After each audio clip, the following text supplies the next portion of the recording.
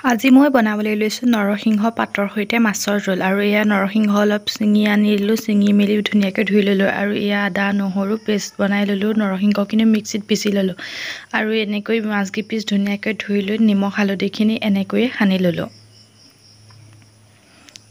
নিমখ হালধিখিনি সনাৰ পাছত তেল অকণমান দিলোঁ আৰু তেলকণ গৰম হ'ল দেখিছেই তেল গৰম হোৱাৰ পাছত এনেকৈ মাছ দুপিচ দি ল'লোঁ মাছ দুপিচ ধুনীয়াকৈ ফ্ৰাই কৰি ল'ব লাগিব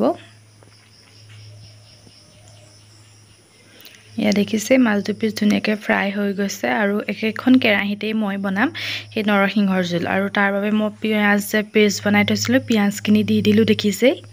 প্ৰথমে পিঁয়াজখিনি দিব পিঁয়াজখিনি এনেকৈ অলপ ভাজি ল'ব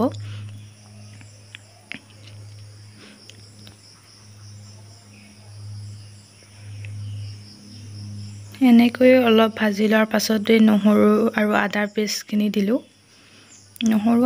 আদাৰ পেষ্টখিনিও এনেকৈ অকণমান লৰাই মেলি থাকিব আৰু অলপমান ৰেড চিলি দি দিব ৰেড চিলি নিদিলে আপোনালোকে জলকীয়াও দিব পাৰে মই জলকীয়া নাই দিয়া ৰেড চিলি দি দিছোঁ আৰু মই ভিডিঅ'টোত এয়া দেখিছে নৰসিংহ পেষ্ট যে বনাই থৈছিলোঁ এইখিনিও দি দিছোঁ মই মানে আগৰখিনিও বনাইছিলোঁ কিন্তু মোৰ ভিডিঅ'টোহে নৰলে গতিকে আৰু দিয়াখিনি নেদেখালে কিন্তু আপোনালোকে এনেকৈ নৰসিংহখিনি দি দিব আৰু নৰসিংহখিনি অলপ ৰঙা হোৱাৰ পাছতে পানী দি দিব মই যিহেতু এজনী মানুহৰ কাৰণে বনাইছোঁ গতিকে কমকৈ বনাইছোঁ আপোনালোকে মানুহ অনুযায়ী পানী দিব এই পিচ দেখিছেই মাছ কিপিচ ধুনীয়াকৈ ফ্ৰাই কৰি লৈছিলোঁ আৰু এয়া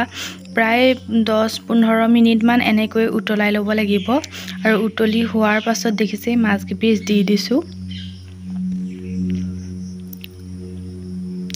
মাছ কিপিচ দিয়াৰ পাছতো 15-20 মিনিটমান সময় এনেকৈ উতলাই ল'ব আৰু দেখিলেই মোৰ হৈ গ'ল ৰংটো দেখিছেই কেনেকুৱা হৈছে কিমান ধুনীয়া হৈছে আপোনালোকে এবাৰ বনাই চাবচোন যিহেতু বেছি বস্তুৰ প্ৰয়োজন নাই নৰসিংহ যিহেতু ঘৰতেই থাকে গতিকে আপোনালোকেও এবাৰ বনাই চাব আৰু বনাই চাই কেনেকুৱা পালে ক'ব